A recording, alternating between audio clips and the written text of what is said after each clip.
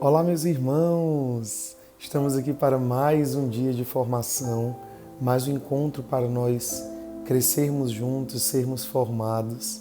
Meu nome é Leandro Maia, estaremos caminhando lado a lado em cada formação que nós estamos vendo nestes primeiros dias, nestes primeiros momentos e por tudo mais que o Senhor ainda tem preparado para nós.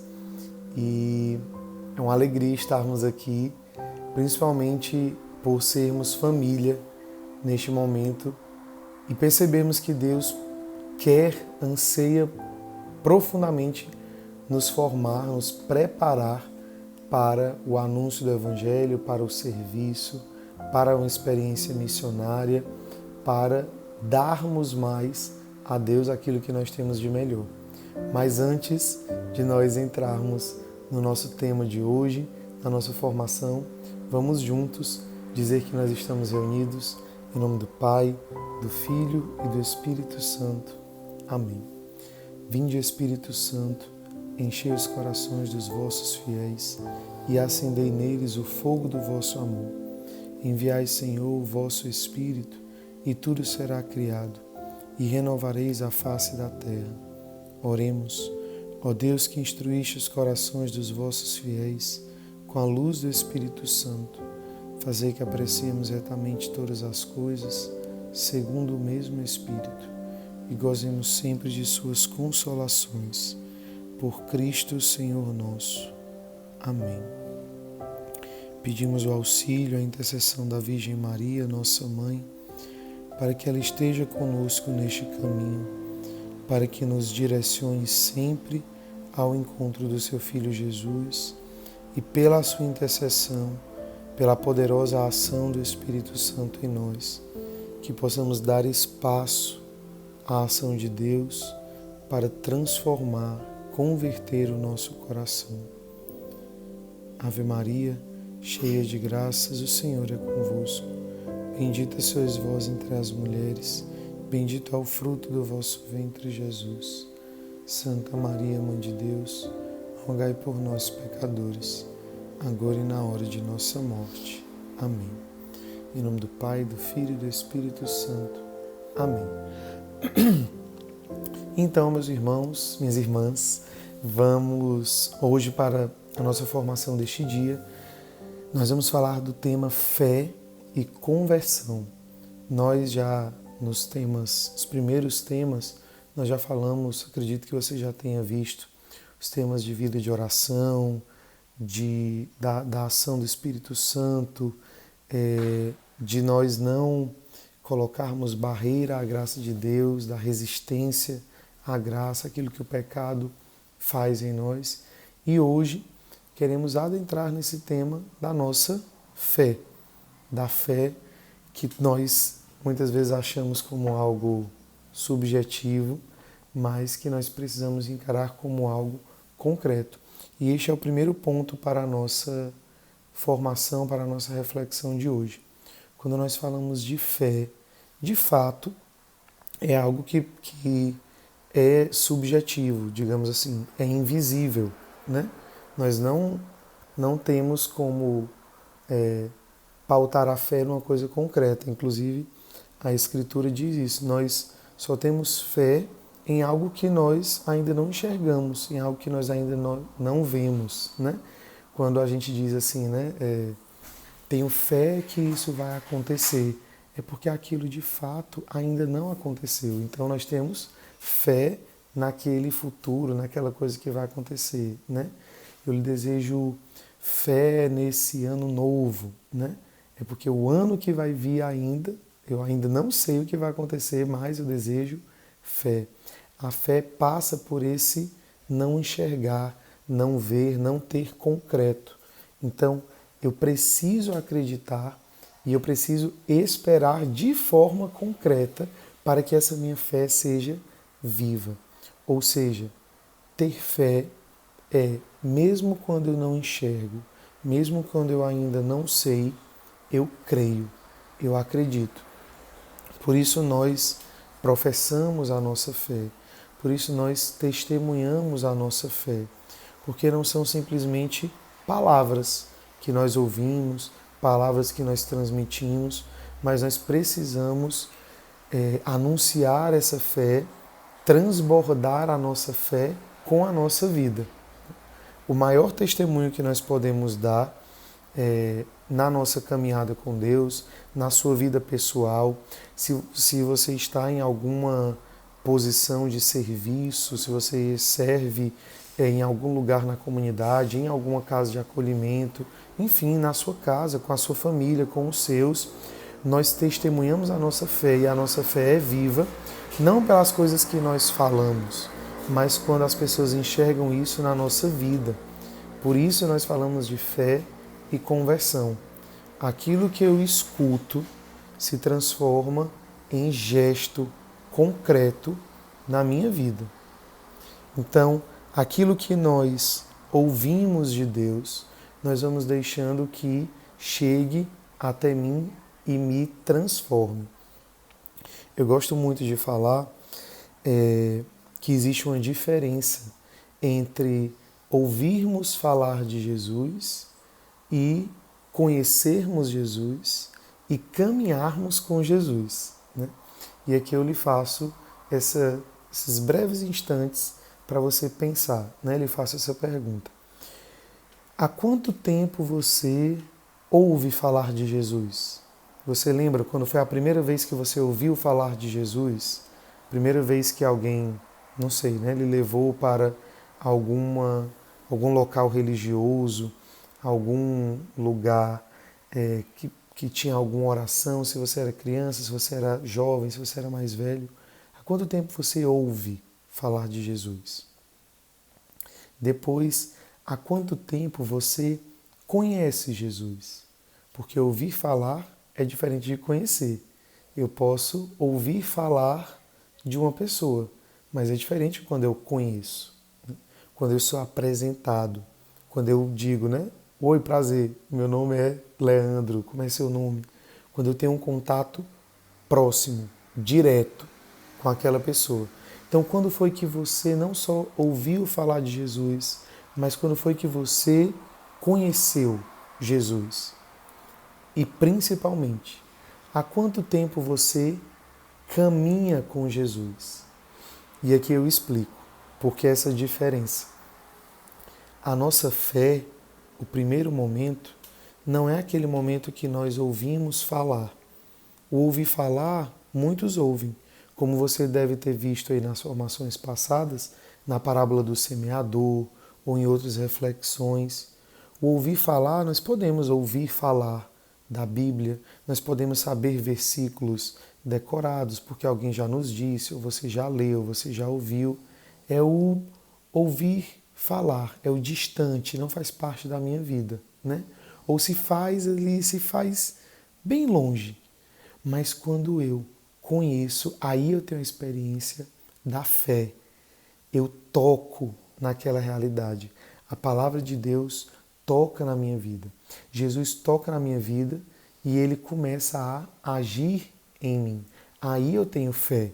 Aí é aquela fé que a gente começou a falar verdadeiramente. É quando eu acredito, quando eu espero, quando eu começo a viver os momentos, né? Quando eu começo a viver os momentos de oração, os momentos de meditação na palavra, a Santa Missa, o terço, eu passo a viver a minha fé. Aqui eu conheço Jesus, ele toca na minha vida e eu toco na vida dele. Com certeza você tem uma experiência com Jesus para testemunhar isso. O momento em que você conheceu ele, que você foi conhecido, que você começou a viver os momentos de oração, isso é viver a fé concretamente. Mas nós estamos falando de fé e conversão. E para nós nos convertermos, não basta ouvir falar, não basta conhecer. É preciso caminhar com Jesus. Caminhar é lado a lado. E olha como isso é forte para nós. Caminhar com Jesus não é somente ouvir, não é somente conhecer, viver a espiritualidade, os momentos de oração, mas é ser, é ser transformado. Eu não só caminho com Jesus, mas eu deixo que Ele me transforme. E é assim se nós olharmos para diversos personagens bíblicos. Eu queria muito, quando eu estava rezando, preparando esse momento, eu pensei, nossa, eu queria muito uma passagem bíblica para a gente poder rezar, meditar. Mas eu tinha diversas opções de curas que Jesus realizou, de ações, de milagres, de prodígios, porque são ações onde se manifesta a fé. Aqueles homens e mulheres, os coxos, os paralíticos, aquela imagem do paralítico que é descido pelo teto pelos seus amigos, que Jesus diz, a fé daqueles homens levou aquele paralítico até ali, a tua fé te salvou, aquilo que Jesus diz para a pecadora, a adúltera e tantos outros personagens, a tua fé te salvou. O acreditar em Jesus, o conhecer Jesus, mas principalmente deixar que Ele me transforme, que Ele me cure. Eu toco em Jesus e Jesus toca em mim. E esse toque vai me transformando. Caminhar com Jesus é deixar que o nosso coração seja transformado por Ele. Quantos apóstolos, quantos discípulos nós temos o testemunho de vida transformada? Pedro e os seus irmãos, os seus companheiros, Pedro, André, Tiago, João, que eram pescadores. E Jesus chama eles não mais para serem pescadores de peixes, mas para serem pescadores de homens. Mateus, cobrador de impostos, é chamado por Jesus para ser apóstolo, para ser discípulo, para anunciar. Paulo, que eu vou já ler uma passagenzinha sobre ele. Paulo era Saulo, era perseguidor dos cristãos. Mas quando ele tem uma experiência com Jesus, ele se deixa ser transformado e ele vira o Paulo que nós conhecemos. Aquele Saulo vira Paulo, Levi vira Mateus, Simão vira Pedro. E assim Jesus vai transformando como Ele quer transformar a nossa vida. Fé para nós precisa se transformar em conversão. Não basta para nós ouvirmos falar de Jesus. Não basta para nós aquele encontro de ser encontrado por Jesus numa posição muito distante, muito passiva, muito morna, muito fria. Eu preciso levantar, sair de mim e ir ao encontro de Jesus para que Ele me toque e me transforme. Uma experiência com Jesus precisa gerar em nós conversão, transformação. Aquela passagem belíssima daquela mulher que tinha a hemorragia, que sangrava há anos. E ela diz, eu preciso chegar perto de Jesus. Eu preciso chegar perto daquele homem que talvez ela não tivesse nem como comprovar que ele era de fato o Messias, o Salvador, mas ela sabia que se ela chegasse perto dele, ela seria transformada, ela seria convertida, ela seria transformada, curada talvez no seu corpo. Mas quando nós abrimos espaço para Jesus, Ele cura o nosso corpo, a nossa alma, a nossa mente, o nosso coração. E ela toca. Aquela mulher que toca a barra da roupa de Jesus e diz, se eu tocar ao menos na ponta da sua veste, eu serei curado. Como aqueles cegos pelo caminho que dizem, Jesus, Filho de Davi, tem piedade de mim. A nossa voz é essa voz de quem clama, porque diz, Jesus, eu confio que Tu podes me transformar, eu confio que Tu podes me curar. Nós temos essa fé, e essa fé vai gerando em nós a conversão e a transformação. Na experiência de São Paulo, no livro dos Atos dos Apóstolos, capítulo 9, Atos dos Apóstolos, capítulo 9, a partir do versículo 1, diz assim: Saulo, entretanto, cheio de ameaças e planos de morte contra os discípulos do Senhor, dirigiu-se ao sumo sacerdote e lhe pediu cartas de recomendação para as sinagogas de Damasco. Assim, tinha permissão de trazer presos para Jerusalém todos os adeptos da doutrina do Senhor, tanto homens como mulheres. Durante a viagem, quando já estava perto de Damasco, de repente, uma luz do céu o envolveu em seu clarão. Caindo por terra, ouviu uma voz que lhe dizia: Saulo, Saulo, por que me persegues? Ele perguntou: Quem és tu, Senhor? Este respondeu: Eu sou Jesus, a quem persegues. Mas levanta-te, entra na cidade. Ali te será dito o que deves fazer. E daí Saulo tem todo o seu processo de conversão, de ser curado da cegueira e de fazer esta experiência pessoal com Jesus. Perceba o que nós estávamos falando. Saulo já tinha ouvido falar de Jesus. Isso não transformou o seu coração. Paulo aqui ele teve uma experiência de conhecer Jesus. Ele ouviu aquela voz. Como a gente costuma dizer, ele caiu do cavalo, né? Como nós tantas vezes precisamos cair do cavalo da nossa soberba, do nosso egoísmo, para poder encontrar o Senhor. Porque ele não entra nos corações soberbos. Ele não entra nos corações arrogantes. Então, muitas vezes, nós precisamos cair do cavalo. Nós precisamos tirar esses nossos olhos de quem sabe de todas as coisas. Nós precisamos baixar a cabeça, descer para encontrar Jesus. Aqui Saulo conhece Jesus, mas é a partir da experiência pessoal de transformação, de conversão, de cura, que esse Saulo, que estava cheio de ameaças e planos de morte, se transforma em Paulo, o grande coração apaixonado por Jesus, que queria fazer valer a cruz do Senhor e que por isso converteu povos e nações. Entendem, meus irmãos, como é importante para nós que tudo aquilo que nós falamos com os nossos lábios, nas canções, nas orações, nós precisamos deixar que se transforme concretamente em atos, em atitudes concretas, com raízes na nossa vida. Nós não estamos aqui simplesmente porque nós estamos servindo a comunidade, servindo a Deus, servindo aos irmãos. Nós estamos aqui para servir ao outro, sim, com certeza, ser feliz fazendo o outro feliz.